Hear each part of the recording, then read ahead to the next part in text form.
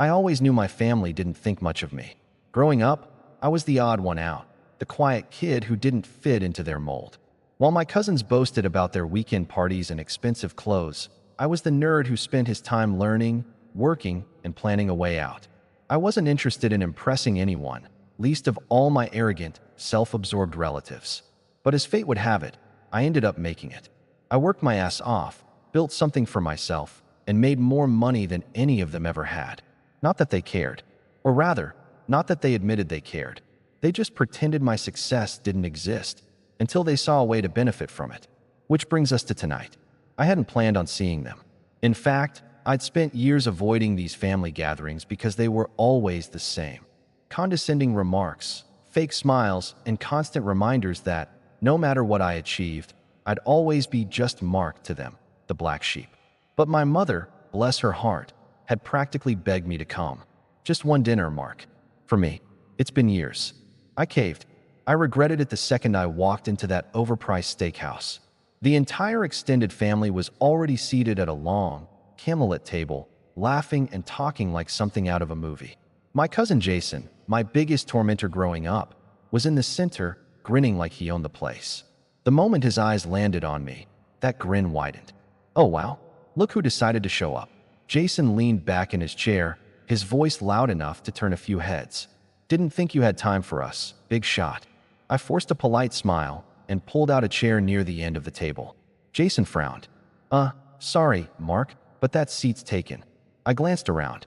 The only empty seats were next to Jason or his equally smug sister, Rachel. I reached for a different chair, but Rachel rolled her eyes. That one too. I blinked. You're kidding. Jason chuckled and leaned forward, resting his elbows on the table. Mark, this table is for family. You can find a spot outside. Laughter. Not from everyone, but from enough people to make my jaw tighten. My mother looked uncomfortable, but she didn't say anything. She never did. My aunt smirked. My uncle shook his head like I was some embarrassing joke. And Jason? Jason looked pleased with himself. I could have left. I should have left. But instead, I smiled. Outside, huh? I said, Nah, I'll stay. I grabbed an empty chair from a nearby table and dragged it over, placing it just outside the main group, but still close enough that I was technically at the table. A waiter came over, looking uncertain, but I just waved him off and ordered a coffee. Jason and Rachel shared a look, but they didn't argue. Not yet. Then the real show began. I wasn't stupid. I knew why they wanted me here. They didn't care about catching up. They cared about flexing. All throughout dinner, they made a show of ordering the most expensive things on the menu. I'll take the Wagyu, Jason announced, flipping the menu shut. And the lobster. Oh, and another round of drinks for everyone. He shot me a smirk. We're celebrating, after all. Rachel grinned. Yeah, we should really enjoy ourselves tonight. Desserts too, my uncle chimed in. Get the most expensive ones. The waiters kept coming, and the bill kept climbing. I said nothing. I just sipped my coffee, watching them with an amused expression. Then, when the plates were empty, the wine glasses drained, and everyone was lounging back with satisfied sighs, the waiter arrived with the bill, $3, $2.47. He placed it directly in front of me. Jason stretched lazily. You got this right, Mark? Rachel giggled. Come on, it's nothing to you. Silence. The entire table was looking at me now, waiting. I let the moment stretch, then slowly picked up the bill, glancing over it like I actually cared about the total. Then I chuckled. A soft, knowing sound. Jason frowned. What's so funny? I leaned back, took another sip of my coffee, and grinned. Oh, I said. You guys have no idea who's covering it tonight. And with that, I placed the bill back down, right in front of Jason. Jason stared at the bill, blinking a few times as if trying to make sense of what just happened. I leaned back, looking completely at ease, watching the confusion spread across the table like wildfire. Wait, you're serious? Jason's voice dropped slightly, but there was a nervous edge to it now. His grin faltered, just for a second. I didn't respond immediately. Instead, I took another slow sip of my coffee, watching his expression shift from confusion to realization, then to something far darker. Rachel, noticing the change, gave Jason a quick nudge. Isn't your company doing well, Mark? She asked sweetly, the edge of sarcasm nearly unnoticeable. Surely a little dinner like this won't put a dent in your wallet. There it was. The expectation, the assumption that I had to pay for their indulgence, just because I was the successful one. They didn't care about the effort it took to get here. They didn't care that I busted my ass for years building my own business from the ground up. All they cared about was the money they thought I should share with them. But this wasn't just about money. No, this was about them thinking they could get away with treating me like dirt while benefiting from my success. Jason tried again, his voice now more forceful, though his smile was more a tight grimace. Come on, Mark. You know you can afford it. He looked to the waiter and back at me, like he was about to give me one last chance to be the nice guy. The bill's huge, but you're a businessman, right? Just swipe that card and call it a night. My mother, who had been silent up until now, shifted uncomfortably in her seat. Mark, honey, please. It's just a dinner. It's a family gathering, and you know how they are.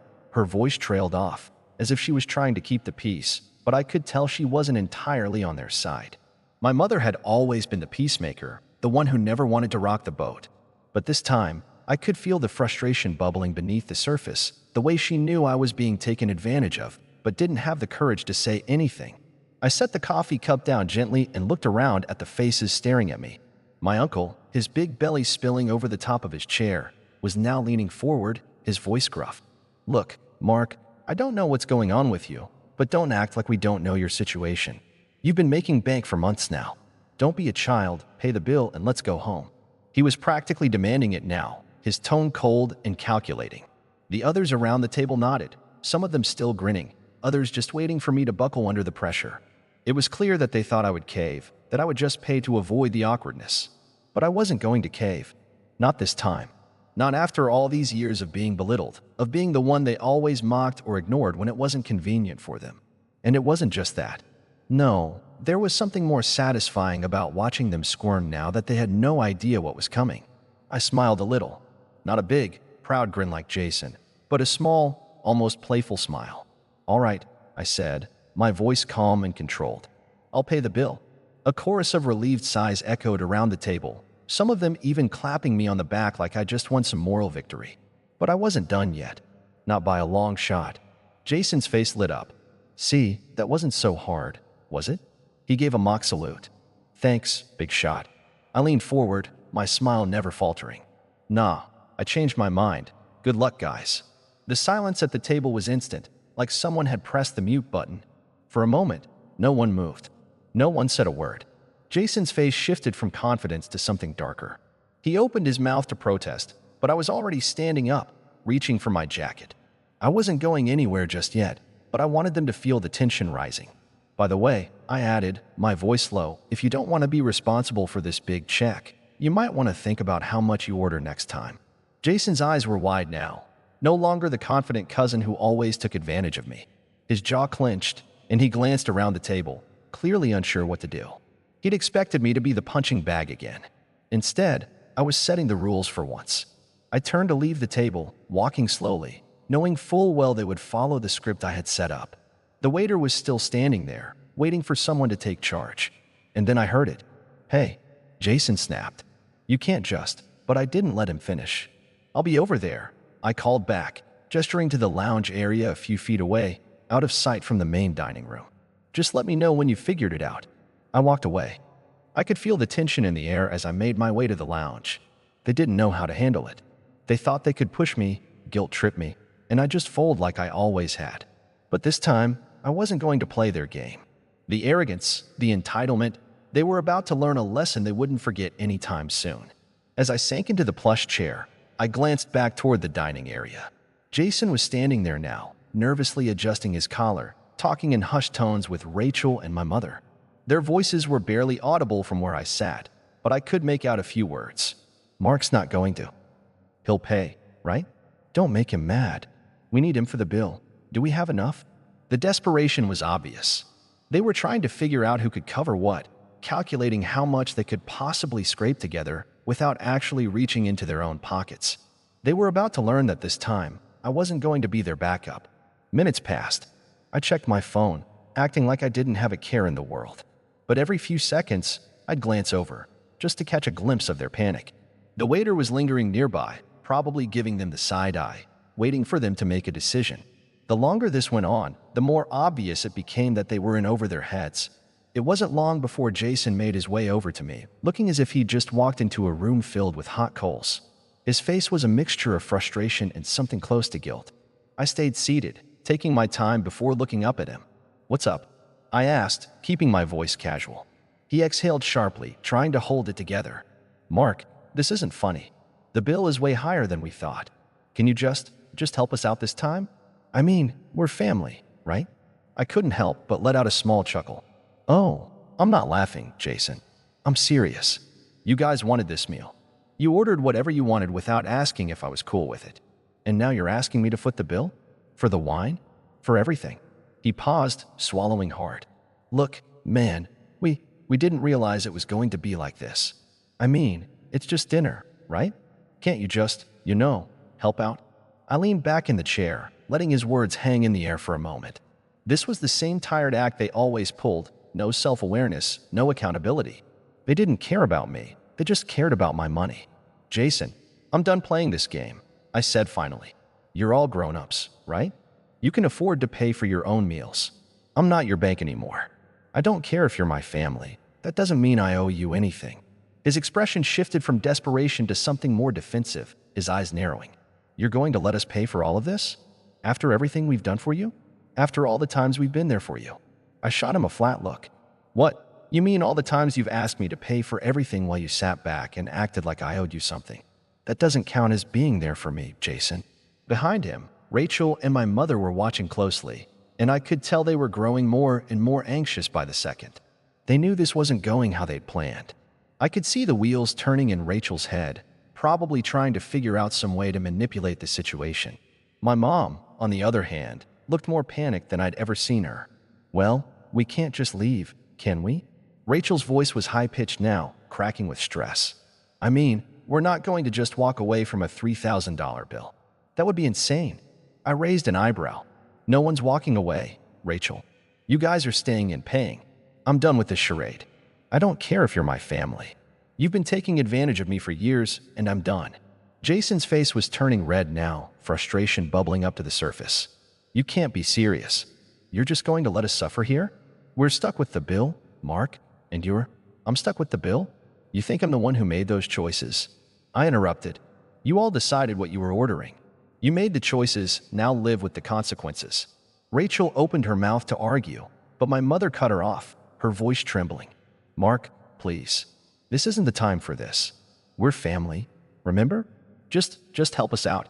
You can afford it." Her words hung in the air like a weight. They knew I could afford it. That's the thing. They knew how much I was making, how successful I'd become. But they never saw that success as something I'd earned. No, they just saw it as an opportunity to mooch off me. I stood up slowly, straightening my jacket. "No, I can't afford it, Mom. You can. Jason can. Rachel can. But I'm not covering your mess this time." I turned toward the waiter, who had been hovering nearby, clearly aware of what was going on. I caught his eye and gave him a quick nod, signaling that I was done. And just like that, I walked toward the exit, not looking back. I heard the murmurs as I stepped out of the lounge and into the cool evening air. I didn't look back. The sound of footsteps following me made my pace slow, but I wasn't about to turn around. They dug their own hole. Now, it was time to see how deep they'd have to dig to get out of it. It wasn't long before I reached the parking lot, my hands stuffed in my pockets as I stood there, staring at my car. I could hear the clatter of heels approaching, and then Rachel's voice calling my name. "Mark, wait." I didn't respond. My heart rate was steady. I was calm, but I could hear her desperation, how she was trying to pull me back into their drama. I didn't want to play this game anymore. "Mark," she called again, her voice shaking. "You can't just leave. Please, this is serious." I turned around, cutting her off mid-sentence. "You think I don't know what's serious, Rachel? You think I don't know exactly what you're doing?" She stopped in her tracks, and for a moment, there was silence. The wind rustled through the trees, and I could feel the tension between us. She was struggling to find words, but I wasn't going to let her. "Not this time. You've been using me for years," I said, my voice quiet but firm. "Every time something comes up, it's, 'Mark, you'll cover this, right?' It's never, 'Hey, Mark, how are you?' It's always been about what I can do for you." "Well, I'm done." Her eyes flickered, and I could see the guilt flash across her face before she quickly masked it with an angry expression. "You can't just leave us hanging like this. she snapped, her voice growing louder. We need you. You can't just walk away from family when we're in a tough spot. I felt my jaw tighten, but I forced myself to stay calm. I'm not walking away from family, Rachel. I'm walking away from your entitlement. This isn't family. This is manipulation. And I'm done letting you use me. For a moment, she just stood there, her face flushed, trying to figure out what to say next. But before she could respond, I saw Jason and my mom emerge from the restaurant, looking frantic. Jason's shirt was half untucked, and he looked like he'd been running. My mom's expression was a mixture of guilt and panic, her eyes wide as she spotted me standing there, just out of reach. Mark, please, we don't know what we're going to do, my mom said, her voice cracking. We can't afford this. You're the only one who can help us. Her words hit me, but not in the way she expected. I felt a strange, almost detached satisfaction as I watched their desperation unfold. They had pushed me for so long, and now they were realizing that there was a cost to everything. You think I'm just going to bail you out again, huh? I asked, my voice more quiet now. You think this is just about money? Well, it's not. This is about respect. This is about recognizing that I've worked my ass off to get where I am. And you can't just keep using me when things don't go your way. Jason took a step forward, hands held out, pleading. Mark, come on, don't do this. We're family. You've got to understand, this isn't just about the money. It's about, no, Jason, I cut him off. My tone hard now. It's always been about the money for you. The second you thought I'd pay, you stopped considering me as a person. You saw me as an ATM. I could see Jason's face redden as he struggled for words, his mouth opening and closing like a fish out of water. It was as if he couldn't believe this was happening, like he couldn't comprehend that I wasn't just going to fold under pressure. I glanced at my mom, who was looking more frantic now. Her eyes darted between me and the restaurant, probably wondering if I was going to come back in and solve the problem for them. But I wasn't. Not this time. You've made your bed, now you lie in it, I said, turning away. I'm done here. Before they could say anything else, I opened the door to my car and slid in. I started the engine, the low hum of the car filling the silence between us. I could see their figures in my rearview mirror, still standing there, frozen in disbelief. But I wasn't about to feel bad for them. They had their chance. They always had their chance. As I drove off, I felt this strange sense of liberation. For once, I wasn't being the sucker. I wasn't the one who was going to get used. And as the restaurant faded into the distance, I knew I had made the right choice. They had pushed too far. Now it was time for them to face the consequences of their actions. I hadn't gotten far when my phone buzzed, and I knew instantly it was them. I didn't bother answering. Let them call, let them text. I wasn't picking up anymore. But of course, they didn't give up. They didn't just let it go. By the time I reached home, there were 6 missed calls from my mom, from Jason, and a text from Rachel that read, Mark, we're really sorry. Please come back. We'll pay you back. Please don't leave us like this. I stared at the text for a long moment, my fingers hovering over the keyboard, but I didn't reply. I didn't need to. They had no idea just how badly they'd miscalculated. I tossed my phone on the couch and grabbed a beer from the fridge. It was quiet in my apartment. I could hear the faint sound of traffic outside, the soft hum of the refrigerator, and nothing else. The silence felt so much better than the chaos I just walked away from.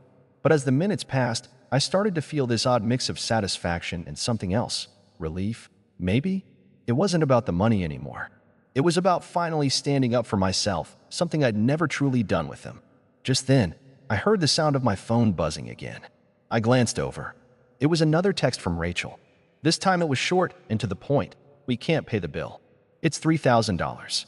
Please help. That was it. I stared at the message for a long time. It felt almost unreal. $3,000.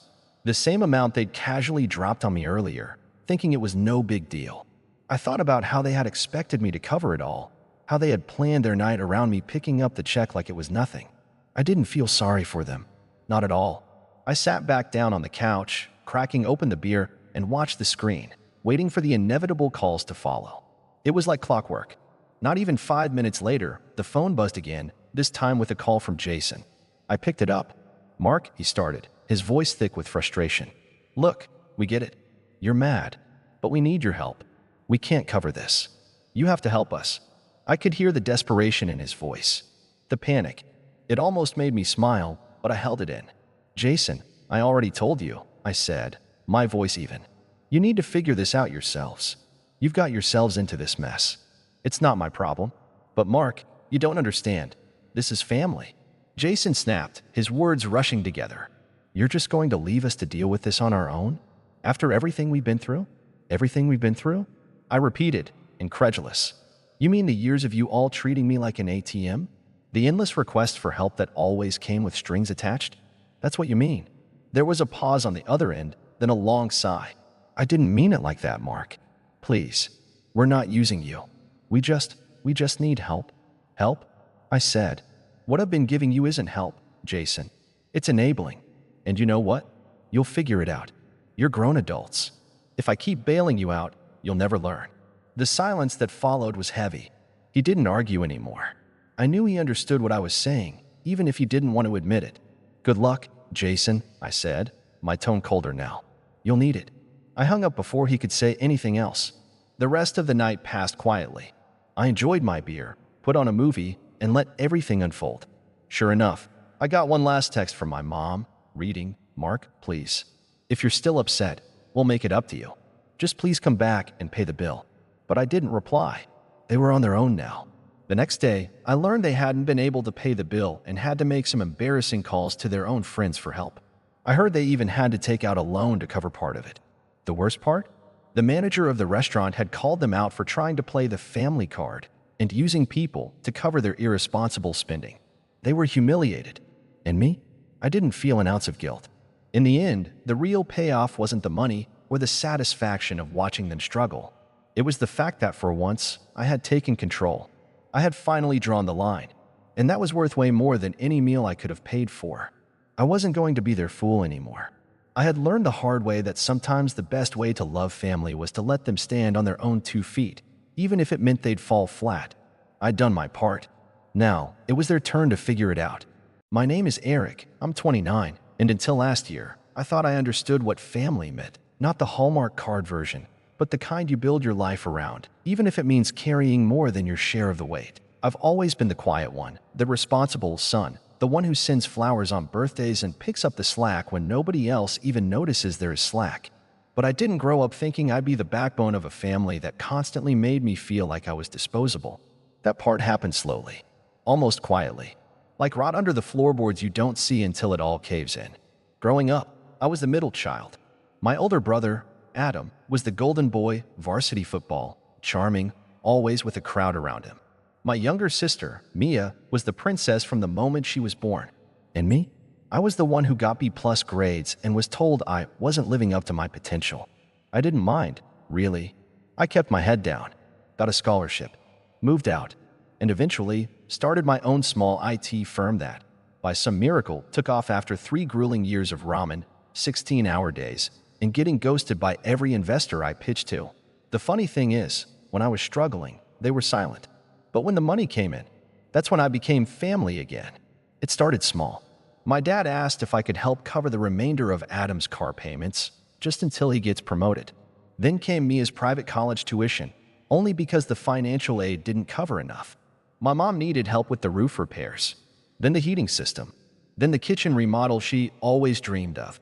And just like that, I was paying for 3 households and still getting texts like, "Can you Venmo me for the groceries?" At first, I didn't mind. I was grateful I could help. I even convinced myself I was building something, a legacy, maybe. I figured one day I'd be able to look back and say I made life better for the people I loved. But something about the way they treated it, like it was owed, like I wasn't doing anything special, started eating at me. Last Thanksgiving was the turning point. I hosted, not because I wanted to show off, but because I finally had a home big enough to seat everyone. I had it catered, cleaned, set up a fire pit in the backyard. Nobody offered to help, not even with dishes. Adam made a toast halfway through, talking about how lucky we are to have each other and how family always comes through, never once mentioning the fact that I paid for the whole thing. Mia brought her new boyfriend and barely looked up from her phone.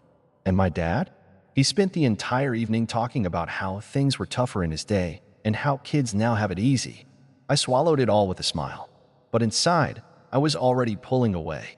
Then came the night that unraveled it. It was a random Tuesday, maybe 2 months later. I had just finished a long meeting and came home to a voice message from my dad. His voice was clipped, tired, and sharp in the way only dads know how to be. He said, "All you do is take. You've never given this family anything worth remembering. If you had any pride, you'd stop acting like we owe you something and just leave." It stunned me. For a second, I thought I misheard it. So I played it again. "All you do is take." I didn't yell. I didn't call back. I just stared at the message for a while, then walked over to the window and looked out at the city lights I used to love. Something inside me gave out quietly, like an old hinge snapping under weight. I packed a bag that night and left. No dramatic goodbye. No announcement. I even let my assistant know to pause all outgoing payments tied to family accounts. Just a clean, silent break. 3 days went by. Then a week. Radio silence. No one called. No one texted.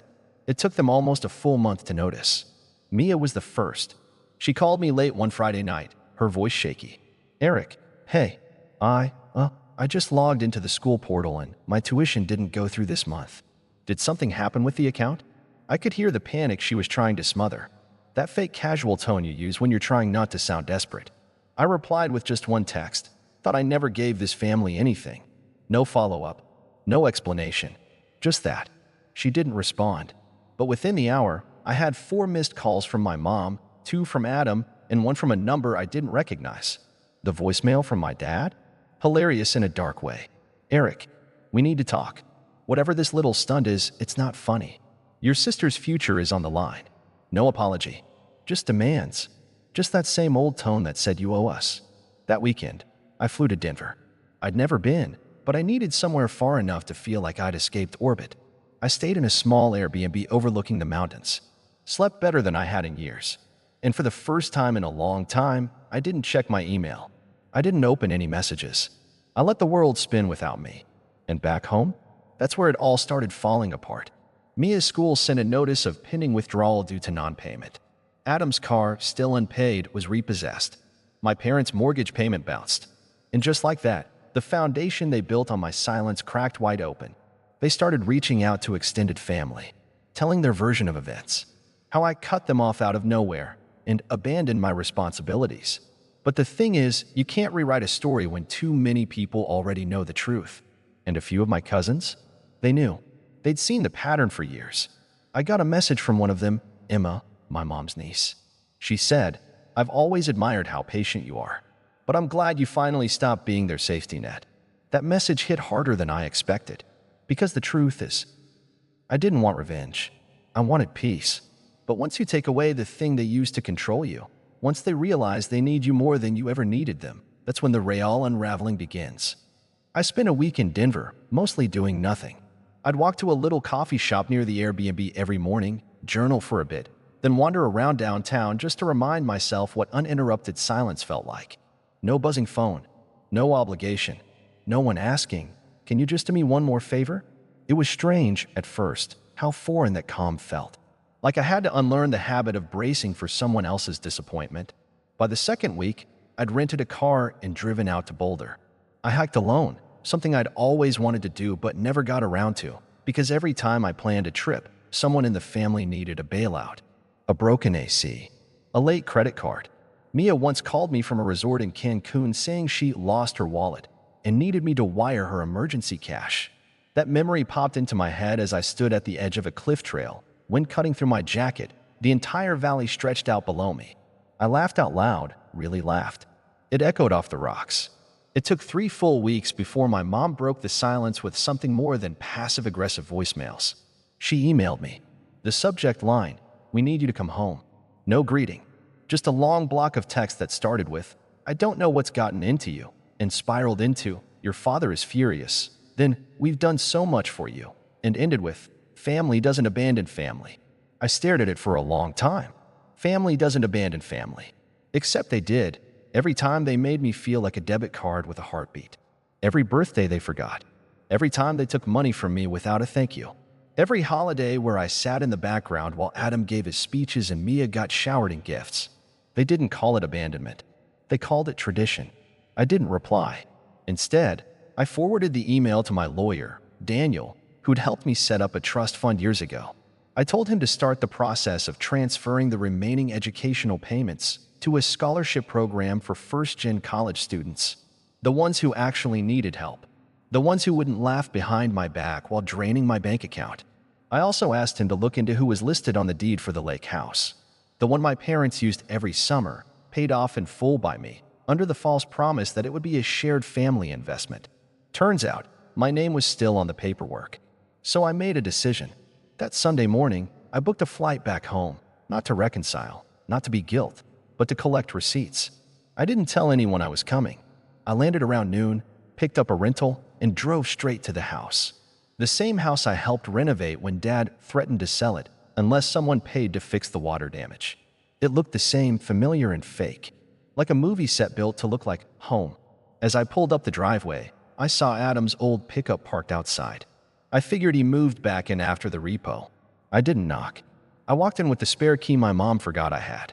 The moment I stepped into the living room, I heard voices. "He's being dramatic," Adam was saying. "He'll come crawling back once he gets over himself." Mia's voice followed, quieter. "I just don't get why he's doing this. I mean, it's not that much money to him, is it?" My dad grumbled something I couldn't quite make out.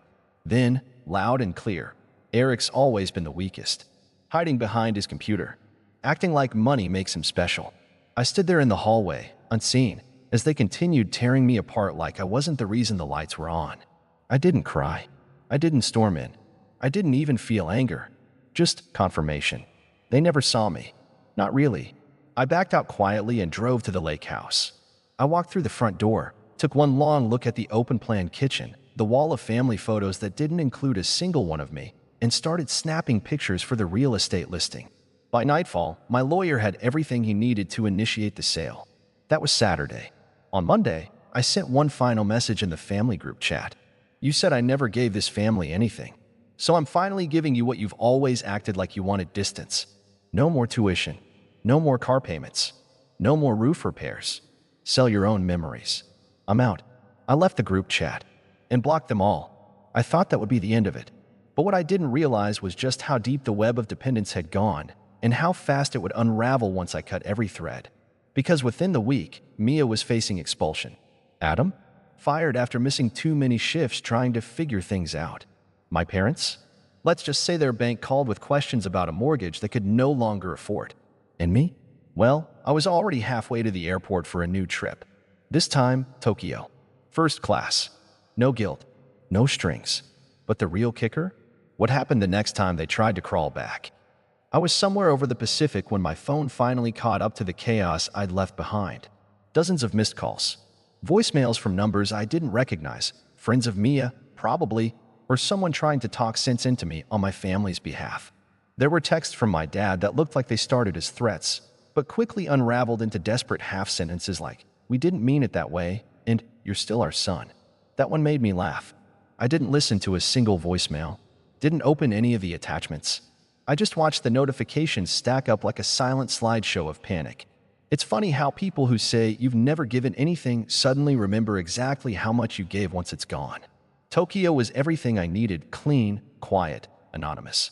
I wandered through temples and neon-lit arcades, let my mind breathe in a way I didn't know was possible. No guilt weighing down my shoulders. No surprise emergencies. For the first time in my life, I was just me. Not someone's backup plan.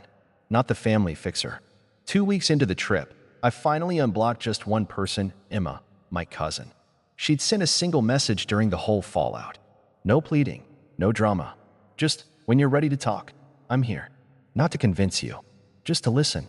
I met up with her after I got back. We sat in a cafe near her apartment, and she brought her laptop. "I want to show you something," she said, sliding it across the table. It was a Reddit thread. Of all things, Mia had posted, under a throwaway account, asking for financial help to stay in school after an unexpected family emergency. She told a story that painted me as the unstable one. Said I'd abandoned the family for no reason. Claimed I was having a breakdown. People were donating money. Strangers. Emma looked at me, tight-lipped. "She's raised almost 6,000 so far. I figured you should know." I stared at the screen, feeling a twist in my gut that wasn't anger so much as sadness. There it was again. That same story, reshaped to fit the victim role. Only this time, she was doing it publicly, monetizing it, weaponizing strangers' sympathy. And worst of all, she still didn't see what she'd done. That night, I didn't rage post or call her out directly. I did something quieter. I took screenshots of every payment I'd made toward her education, bank transfers, tuition receipts, even the textbook fund I'd wired during her freshman year. I uploaded them in a private Imager album. No names, no dramatic captions, just dates, dollar amounts, and payment confirmations. Then I posted one anonymous comment on the thread. Before you donate, maybe ask where the other $90,000 went. Some people forget who helped them when the help stops. It didn't go viral. It didn't need to. But within 24 hours, her post was removed by moderators for suspicious activity, and the comments turned. That was the first real consequence any of them faced. The second came a week later when I received a certified letter at my office. It was from my dad, not handwritten, typed like some legal notice. It opened with, "We are formally requesting a meeting to discuss the breakdown of our family dynamic." I almost choked laughing, like they were trying to hold a board meeting to fix what they broke. But buried in the legalese was the real reason they reached out. They wanted a portion of the proceeds from the lake house sale. Apparently, they believed they had emotional equity in the property. I passed the letter to Daniel without a word. He read it, smirked, and said, "Want me to send them a reminder that emotional equity doesn't hold up in court?" I nodded, and then we did one better. We sent them a copy of the original agreement one dad had signed years ago when I first offered to pay for the lake house. It clearly stated, in his own words, "I acknowledge that this home is purchased by and remains the property of Eric, last name. I relinquish all future claims." He'd forgotten, or hoped I had. That letter shut them up real fast. But the silence didn't last. Not once word got out that I was selling the main house too. See, while I was in Tokyo, Daniel and I had been working on a quiet side project. Turns out, years ago, I'd loaned my parents a large sum under a verbal agreement when they couldn't keep up with the mortgage. They'd never paid me back.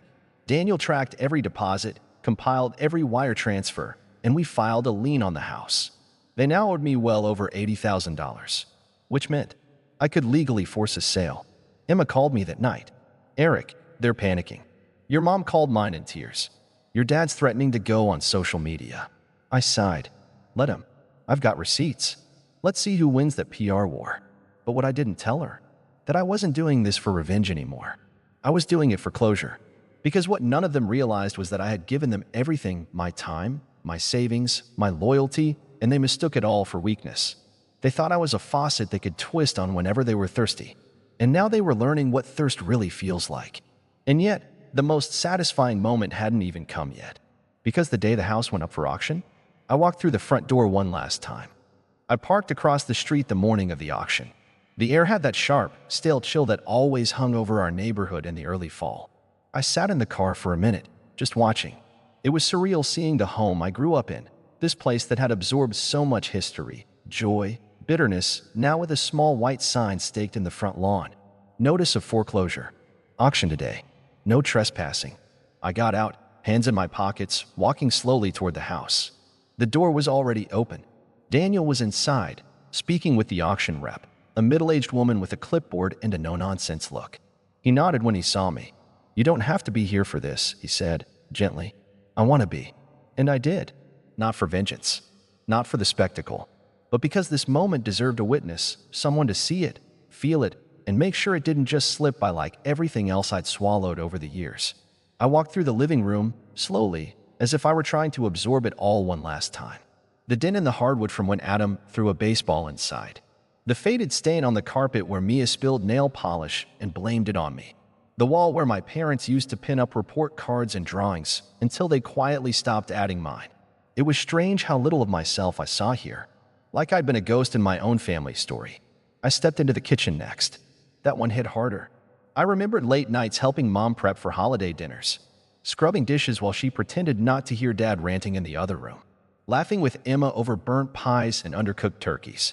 And now, it was just a kitchen, a box of walls and forgotten effort. There was a photo still on the counter, one of the entire family, taken 2 Christmases ago at my expense. I remembered paying the photographer's deposit, the matching outfits they insisted on, and how they cropped me out when they posted it online. I picked up the photo, looked at it for a long moment, then turned it face down. By noon, a few cars had started to arrive. A couple of serious bidders, some curious neighbors. And then, finally, my family. They pulled up in Dad's old Chevy, all packed in like some twisted family road trip. Mia got out first. Her face was blotchy, red-rimmed eyes behind oversized sunglasses. Adam followed, scowling, clearly here just to play enforcer. And then my parents. Mom looked worn down, 10 years older than the last time I'd seen her. Dad, well, he still walked like he thought he owned the ground. He spotted me instantly. Eric, he called out, voice low and bristling. We need to talk. Now. I didn't move. He strode up, Adam a step behind him like a shadow. You're really doing this? Dad said. You're going to humiliate your own family? Over what, exactly? Some perceived slight. I looked him in the eye for the first time in years. It's not a slight, I said calmly. It's a pattern, and it ends today. You ungrateful little, he started, but I raised a hand. Don't. Just don't. Mia joined them now, her voice cracking. I'm going to lose my scholarship because of this. I had to drop 2 classes already. Why are you doing this to us? I turned to her. I paid for your first 3 years. Every tuition bill. Every textbook. You never said thank you. Not once. Instead, you let them convince you I was the problem. I didn't, she started. You posted online that I was unstable, I said, pulling out my phone. You lied to strangers for money. And now you want sympathy? Her face crumpled. Mom finally spoke. Her voice was hoarse. We're a family, Eric. Families don't do this to each other. No, I said. Families don't take like this. You took everything, my time, my money, my trust. And when I stopped giving, you called me selfish. The auctioneer's voice rang out then, sharp and professional. We'll begin the auction in 5 minutes. Dad looked around, suddenly less sure of himself. You can't do this. You wouldn't even have this house if it weren't for us. You're right, I said. So I'm taking it back.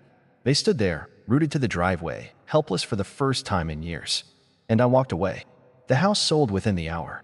A retired couple from out of town, looking for a place near their grandkids. They paid in full. I signed the paperwork, handed Daniel the keys, and never looked back. 3 weeks later, the moving truck arrived.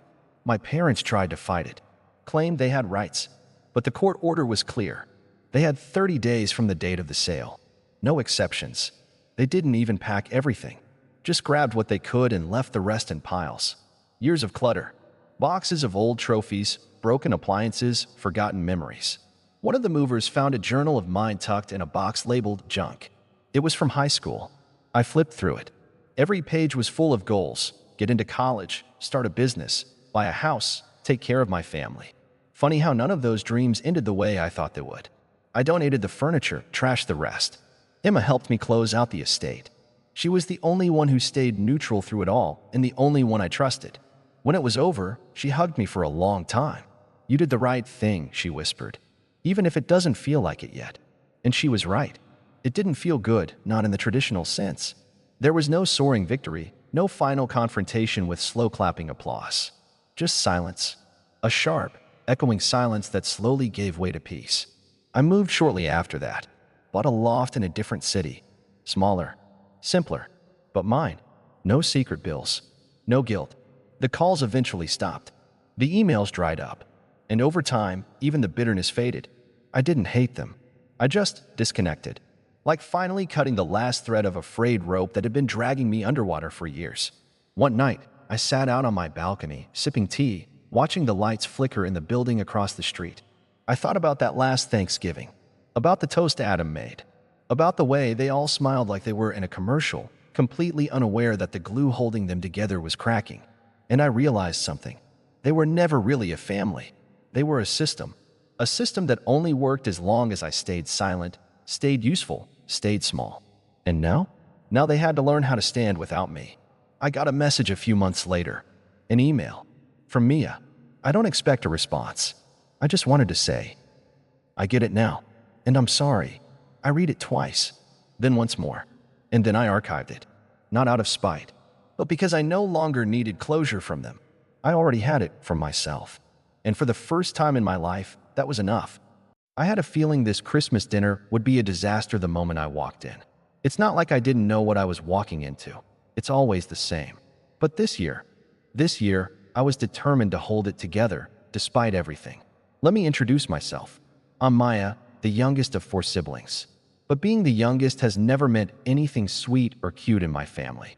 If anything, it's always been the reason they talk down to me. I'm used to it at this point. I'm 28 now, but to them, I'm still the baby.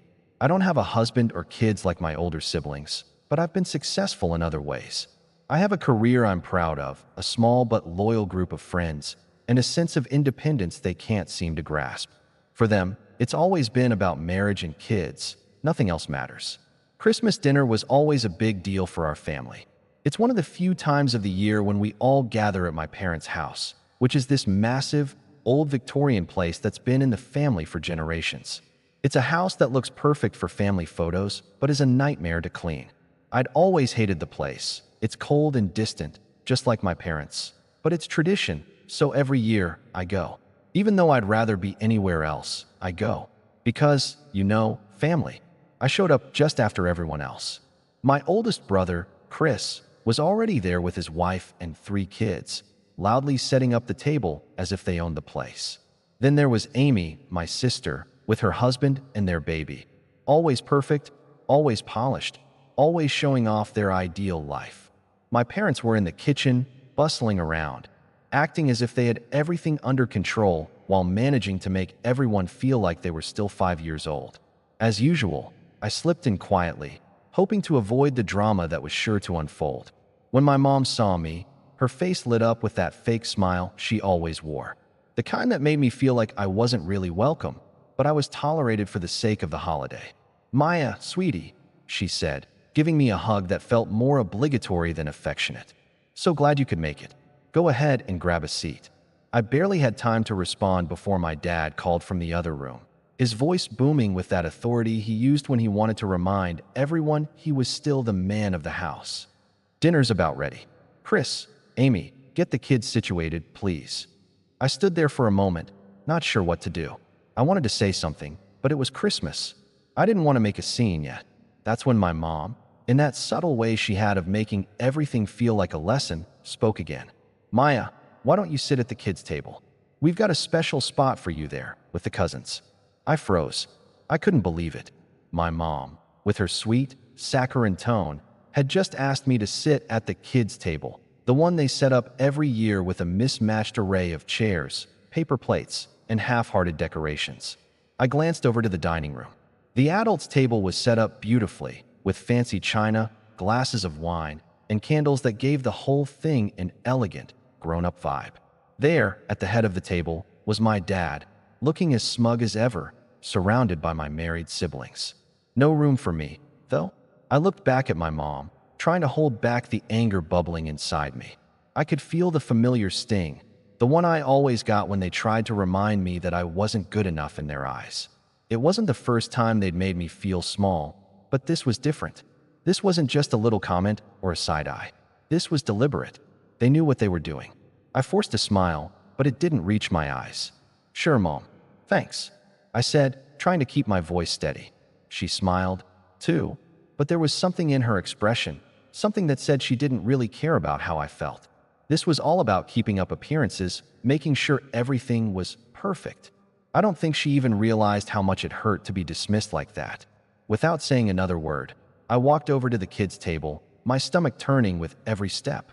It wasn't like I expected anything better, but for a second, I thought maybe, just maybe, they'd treat me like an adult. I sat down at the little plastic chair, surrounded by toddlers who were more interested in their mashed potatoes than the awkward silence I felt in the air. My cousins were in their own little world, ignoring me completely. I stared at the plates in front of me, sloppy, unappetizing. It was like they didn't even try to make it look good. I could have sworn I saw one of the toddlers drop a chunk of broccoli under the table, and I wanted to scream. That was when it hit me. This wasn't just about the table. This wasn't about tradition or the holiday spirit. This was about them seeing me as less than. They weren't even trying to hide it anymore. And in that moment, something inside me snapped. I stood up quietly, the weight of the decision pressing on me. I didn't need to say anything. I didn't need to shout or make a scene. I just grabbed my coat, slung it over my shoulder, and walked straight for the door. As I opened it, my mom's voice called out, almost too late.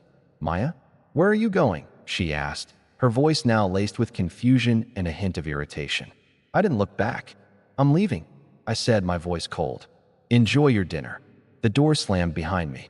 The cold air hit me like a wave, but I didn't care. My car was parked just down the street, and I was out of there, the sound of my parents' frantic calls fading in the distance. I drove for hours, aimlessly, until I finally ended up at a quiet diner, sitting in a booth by myself. I ordered something warm, my hands still shaking from the adrenaline. I couldn't remember the last time I'd felt this much rage and relief all at once. That's when my phone started blowing up. Messages, missed calls, the usual. I glanced at the screen. It was my family, Chris, Amy, even my dad, all calling and texting. But the one that stood out the most was from my mom. "Where are you? We need to talk." "This isn't funny, Maya." I felt a smirk tug at my lips, the kind that had been brewing all evening. I wasn't about to pick up, though. Not yet. The ball was in my court now. They had no idea what was coming. I set my phone down and sipped my coffee, watching the steam curl up into the air. What would I do next? That was the question. And trust me, they wouldn't like the answer. I sat in that diner for what felt like an eternity, my phone buzzing every few minutes. The messages grew more desperate, each one trying to reel me back into their little game. Chris sent me one first. "Maya, this isn't funny. Where are you?" It was followed by another from Amy. "Mom is freaking out. We just want you back." Then my dad. "Come on, don't act like a child. Get back here." I didn't respond. I didn't owe them an explanation. They had made their choice when they treated me like a second-class citizen at their precious dinner. All I had wanted was to be treated like an adult, but instead, they had decided I was still the baby who needed to be tucked away with the toddlers. After about an hour, I finally picked up my phone to check the messages again. The tension was starting to feel thick, like they were starting to realize I wasn't going to just roll over. Then, my mom's text popped up, and it made my stomach twist. "Maya, I don't understand why you're doing this. Your siblings are concerned, and this is ruining Christmas. Don't make this about you. You're being selfish." I stared at the message for a moment, feeling a wave of anger rise again. Selfish? They were the ones being selfish. The whole night had been about their image, their expectations. I had been nothing but a piece in their little puzzle of perfection. But to her, I was the problem. Typical. I didn't know whether I was supposed to laugh or cry at this point. Instead, I just hit the block button on her number. She wasn't going to manipulate me into feeling guilty. Not this time. I took a deep breath, trying to center myself. This wasn't just a knee-jerk reaction. I had a plan. I had been wronged by every single one of them. And tonight, I was going to make sure they knew just how much they messed up. Later that evening, after I had finished my meal and the adrenaline had worn off a bit, I decided it was time. I pulled up the family group chat, where they usually all vented about everything and anything. There were already a dozen messages about me. This is ridiculous. She's acting like a child. What's the big deal? We didn't mean it like that. I think she's just overreacting. I scrolled through them, my fingers itching. I knew I could just ignore it, but that would have been the easy way out. No, I needed them to feel it. I needed them to understand that their treatment of me had consequences. I started typing, slowly at first, but then my words picked up speed. It wasn't just about tonight. It was about everything they had done to me over the years. You guys don't get it, do you? You really don't. This isn't just about a seat at the table. It's about how you've treated me my entire life. Like I'm not good enough, like I'm invisible unless you need something from me. I'm the only one who doesn't get praised for following the same script you all did: get married, have kids, play the game. But I've built my own life, and I'm doing just fine, so maybe it's time you all recognize that. I paused before hitting send, letting the weight of my words sink in. For the first time in forever, I felt like I had control over the situation. I wasn't begging for their approval anymore. I wasn't going to be their little project. I pressed send. It didn't take long for the messages to flood in. My phone pinged over and over, each message more frantic than the last. The first one was from my dad. "Maya, this is ridiculous. You're being dramatic. Get over yourself." Amy quickly followed. "You can't just leave like that and not expect everyone to be upset. What did you think was going to happen?" Chris chimed in. "We didn't do anything wrong, Maya. You need to calm down and come back before we're all ruined by your tantrum." Each message hit harder than the last. They still didn't get it. They were still trying to pin it on me, still making it my fault that they treated me like garbage. I didn't respond. Instead, I did something I'd been thinking about for a while now. I opened up the Photos app on my phone and started scrolling. There it was, an old picture of our family, taken years ago, right before things really started to fall apart. A perfect Christmas photo, with everyone smiling and happy. Everyone except me, that is. I was there, of course, forced into the picture like an afterthought. But I knew the truth behind the smiles. I knew what had been said, what had been implied all those years. I took that photo and, without hesitation, posted it in the family group chat. But this time, I added a caption. Here's to the perfect family, always making sure the youngest one knows their place. Then, I turned off my phone. I let the silence settle around me, feeling like I was finally free from their chains. I didn't know what would happen next, but I didn't care. They had pushed me too far. And now, I was done. I didn't check my phone for hours. It was almost surreal, sitting there without the constant buzzing and pinging from their desperate texts. The silence was oddly calming, and I felt a sense of peace that I hadn't felt in years. For once, I wasn't the one trying to appease them. I stayed up late, just thinking. I knew what they'd be saying behind my back, even though they didn't have the nerve to say it to my face. My siblings, especially Chris, probably thought I was overreacting, thinking I was just being the drama queen of the family again. But I wasn't. I was done playing the role they had written for me, and if they couldn't understand that, well, I'd let them deal with the fallout. Eventually, I plugged my phone into charge and, with a sigh, checked it again. The notifications were as relentless as I expected. Dozens of missed calls. Texts that ranged from angry to apologetic, but all of them coded in an underlying frustration. I scrolled through them all, reading their words with a sense of grim satisfaction. They were unraveling, and I wasn't going to make it easy for them to put everything back together. My mom's text was the longest. I don't know what's gotten into you, Maya. You're acting like this is about us when it's really about you. You can't just run away from your family like this. You're tearing us apart. Please come back. Christmas is ruined without you. This isn't who you are. There it was, the guilt trip. The attempt to twist the situation so that I was the bad guy. They always did this, made me feel like I was the one causing trouble for wanting to be treated like a grown-up. Then, my dad's message. This is childish. We need to talk about this when you calm down. And of course, Chris, if you think walking out of the dinner was going to make a statement, you're wrong. You're making it worse. You owe us an apology. An apology? For what? For standing up for myself for once? For demanding to be seen as an equal in a family that only valued me when it suited them? No, I wasn't apologizing for anything. But then there was Amy's message. It was different from the others. It wasn't angry or demanding. It was almost pleading. Maya, I know you're upset, and I understand why. But this isn't the way to fix things. You're my sister, and I love you, but you're pushing everyone away. Please, just come home. We can talk about this. It's Christmas, for God's sake. I stared at her words for a while. I had always been close to Amy. She was the one who used to defend me when the others would gang up on me as a kid. But now, I wasn't sure if I could ever trust her again. Not after everything she had let slide, everything she had silently endorsed when she knew it was wrong. I took a deep breath, my thumb hovering over the screen. I wanted to respond. I wanted to explain to her that I wasn't being a diva or causing drama, that I was standing up for myself, that I was tired of being treated like the perpetual child in the family. But I didn't. Not yet.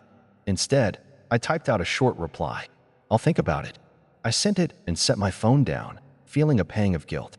But I shook it off. I knew I couldn't go back to that table, not without a serious change in how they viewed me. And I wasn't about to let them brush this under the rug like it was nothing.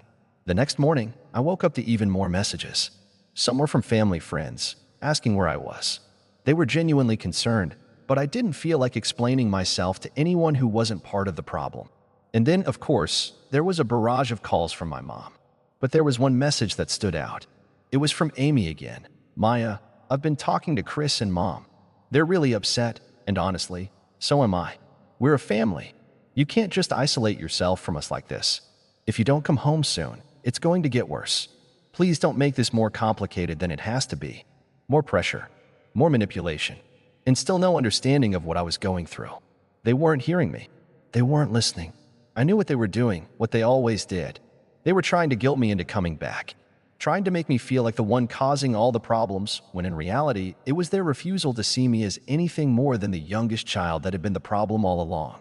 I picked up my phone, opened the group chat, and stared at the screen. My fingers hovered over the keyboard as I debated what to say. I wanted to make my stand, to make them understand exactly why I was done with their treatment of me. But the truth was, I wasn't sure I was ready to go back yet. Not until I was certain they had changed. Until I was certain they saw me for who I really was. And then, my phone buzzed again. This time, it was from my dad. Maya, we need to talk. You can't just keep running away.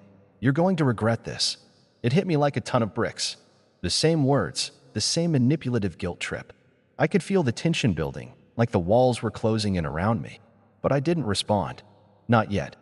The day dragged on, and with every hour, I felt the pressure of their texts, their calls, their attempts to reel me back into their orbit. But no matter how many times my phone buzzed, I kept my distance. I had made my choice, and I wasn't about to let them bully me back into the role they had cast me in. As evening approached, I found myself sitting alone, staring at the empty chair across from me, where I would have been sitting if I had gone back. A part of me, an old part, wanted to give in, to go back and make nice.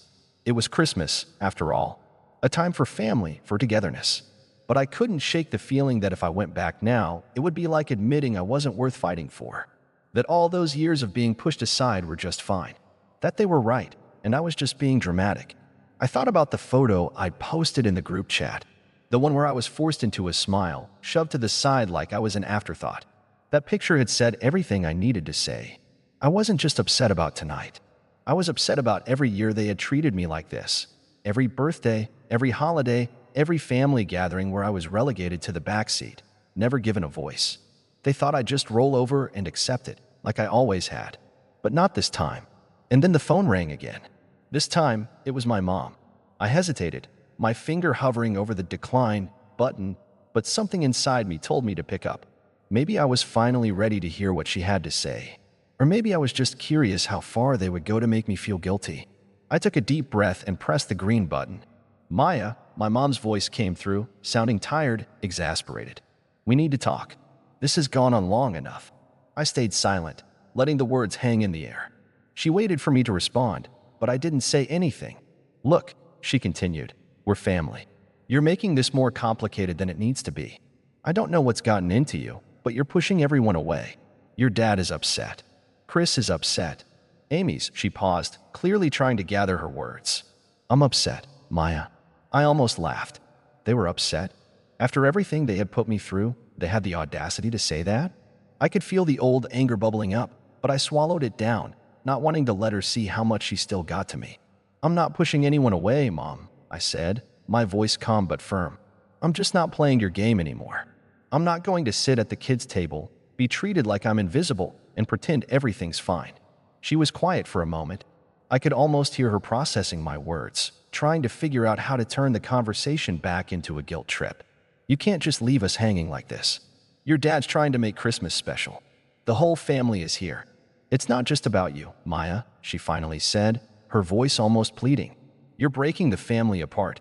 You know, I've spent my entire life trying to make everything work, trying to fit into the mold you all created for me. But no one ever saw me, did they? I shot back. You didn't want me as an adult, Mom. You wanted me to stay the little kid forever. And tonight was the last straw. She was silent again, and I could tell it was hitting her. For the first time, she was hearing what I was really saying. It wasn't just about the seat at the dinner table. It was about how I'd been treated all my life. I'm sorry, Maya, she said finally, but her voice was soft, uncertain. I didn't know you felt that way.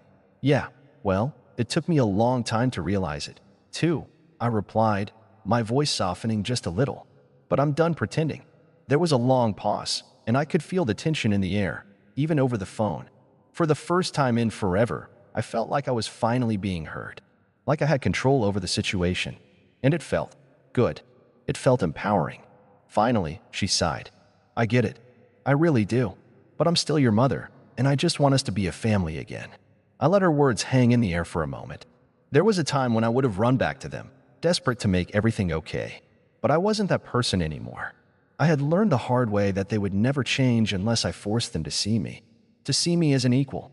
I'll think about it, I said, repeating my earlier response, but this time it was different. It wasn't about me caving in. It was about taking my time. It was about them realizing that I wasn't just some afterthought, that I wasn't going to let them pull me back into their toxic cycle without change. All right, my mom said softly. I hope you'll come back soon. I just want you to be happy.